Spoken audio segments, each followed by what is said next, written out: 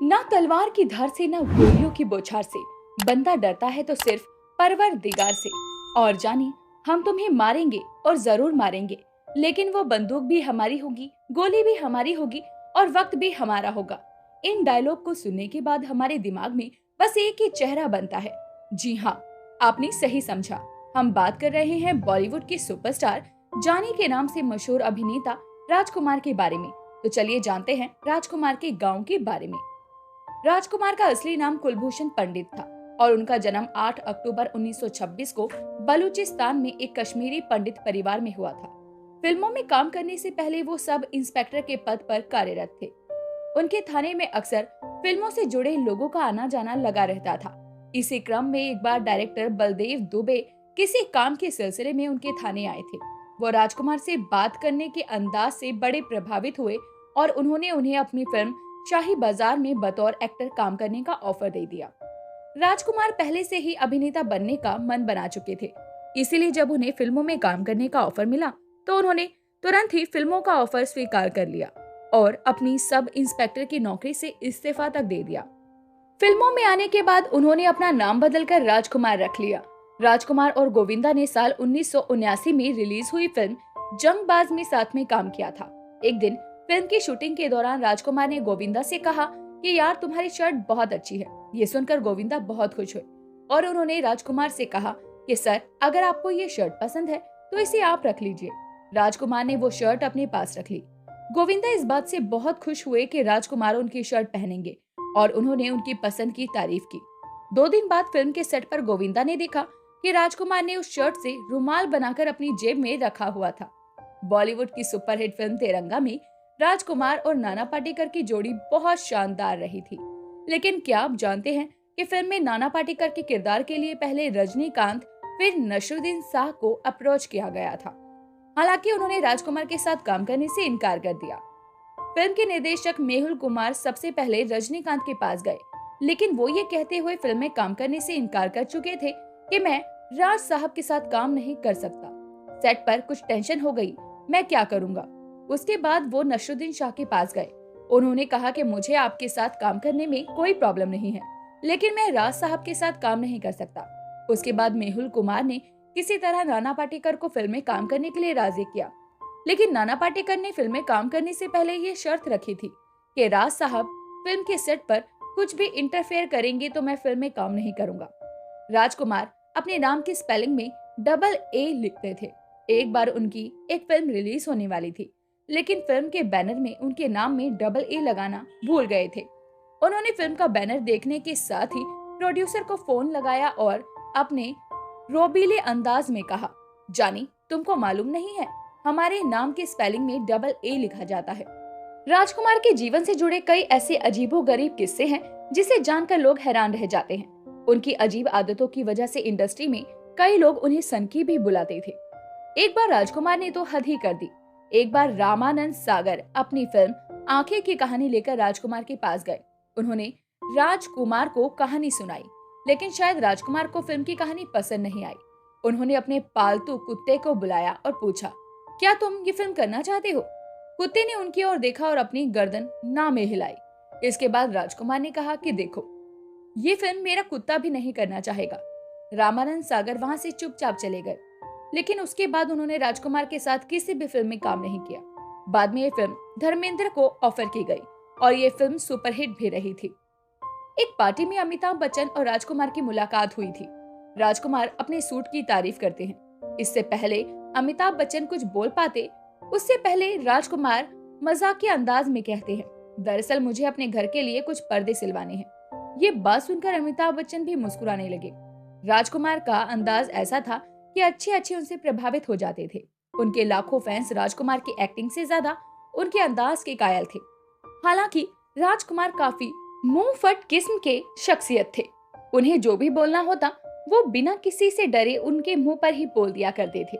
इसके बावजूद उनके पास डायरेक्टर और प्रोड्यूसर्स की लाइन लगी रहती थी। एक बार फिल्म जंजीर के निर्देशक प्रकाश मेहरा राजकुमार को अपनी फिल्म में कास्ट करना चाहते थे, लेकिन जब वो फिल्म में काम करने का ऑफर लेकर राजकुमार के पास पहुंचे तो उन्होंने ये कहकर फिल्म में काम करने से मना कर दिया कि तुम्हारे शरीर से बीजनोरी तेल की बदबू आ रही है। तुम्हारे साथ फिल्म में काम करना तो दूर की बात है, तुम्हारे साथ मैं एक पल खड़ा भी नहीं रह सकता। बाद में यही फिल्म अमिताभ बच्चन को ऑफर हुई और फिल्म की सफलता के साथ ही अमिताभ बच्चन रातों रात स्टार बन गए। ये किस्सा उस समय का है जब जानी मानी फिल्म अभिनेत्री जीनत अमान दम मारो दम जैसे गानों की वजह से सुर्खियों में थी। एक पार्टी में राजकुमार को देखते ही जीनत अमान ये सोचकर उनसे मिलने चले गए कि राजकुमार उनकी तारीफ करेंगे, क्योंकि हाल ही के दिनों में जीनत अमान ने खूब सुर्खियां बटोरी थी। लेकिन राजकुमार ने जीनत अमान से मिलने के बाद कहा कि तुम बहुत खूबसूरत हो, तुम फिल्मों में क्यों ट्राई नहीं करती।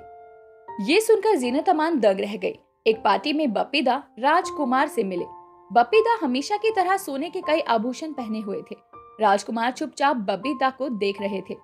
उसके बाद उन्होंने कहा, जानी, इतने सारे आभूषणों में सिर्फ मंगलसूत्र की कमी है। इस पर बपीदा और राजकुमार दोनों हंसने लगे। फिल्म मरते दम तक की शूटिंग का पहला दिन राजकुमार गाड़ी के बजाय टैक्सी से फिल्म सेट पर पहुंचे थे। ये देखकर फिल्म यूनिट के लोग दंग रह गए। इस बारे में पूछने पर राजकुमार ने बताया कि उनकी गाड़ी खराब हो गई थी और पहले ही दिन वो सेट पर लेट नहीं होना चाहते थे, इसीलिए वो टैक्सी से ही चले आए। राजकुमार अक्सर धर्मेंद्र को जितेंद्र और जितेंद्र को धर्मेंद्र बुलाते थे। एक दिन एक पत्रकार ने उनसे पूछ ही लिया कि आप ऐसा क्यों करते हैं, तो उन्होंने कहा कि धर्मेंद्र हो या जितेंद्र हो या महेंद्र हो या बंदर हो, इससे क्या ही फर्क पड़ता है, मेरे लिए तो सब बराबर है। अपनी पर्सनल लाइफ को राजकुमार हमेशा ही सीक्रेट रखते थे। किसी अभिनेत्री के साथ उनकी अफेयर की दूर दूर तक कोई भी चर्चा नहीं थी। लेकिन शायद ही आप जानते होंगे कि उनका दिल बॉलीवुड की ड्रीम गर्ल हेमा मालिनी पर आ गया था।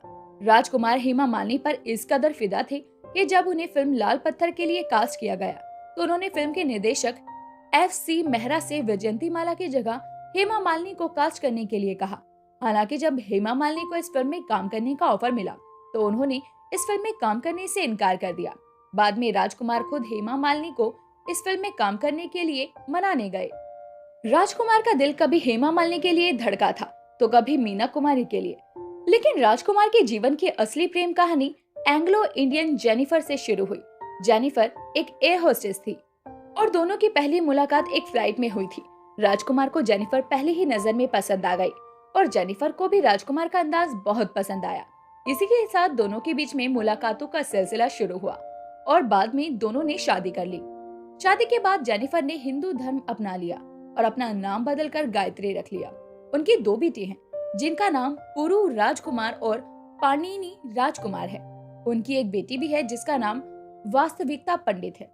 अपनी लाजवाब एक्टिंग से लाखों दिलों पर राज करने वाले राजकुमार 3 जुलाई 1996 को महज 69 साल की उम्र में इस दुनिया को अलविदा कह गए।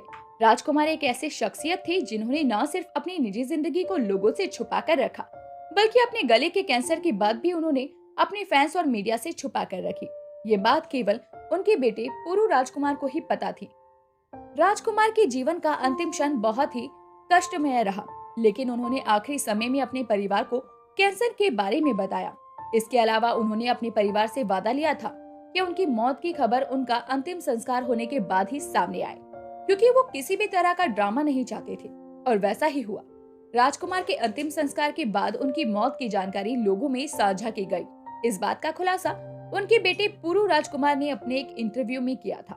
दोस्तों, जैसा कि हमने बताया कि राजकुमार का जन्म पाकिस्तान के बलूचिस्तान में हुआ था और ये 2500 ईसा पूर्व में कांस्य युग तक बलूचिस्तान हड़प्पा सांस्कृतिक कक्ष का हिस्सा बनाया गया, जो पूर्व में सिंधु नदी बेसिन की विस्तृत बस्तियों को महत्वपूर्ण संसाधन प्रदान करता था। पाकिस्तान बलूचिस्तान सिंधु घाटी सभ्यता की सबसे पश्चिमी सीमा को चिन्हित करता है। बलूचिस्तान को 1970 में अपने वर्तमान स्वरूप में एक अलग प्रांत के रूप में स्थापित किया गया था। यह पाकिस्तान का सबसे बड़ा और सबसे कम आबादी वाला प्रांत है। आजादी के समय बलूचिस्तान इलाके में 4 रियासतें थीं। इसमें कलात, खारान, लौसबुला और मकरान शामिल थी। 16 अगस्त 1947 को कलात ने खुद को आजाद घोषित कर दिया था। तो दोस्तों, अभी के लिए बस इतना ही। मिलते हैं आपसे अगली वीडियो में। तब तक अपना ध्यान रखिए। Bye bye.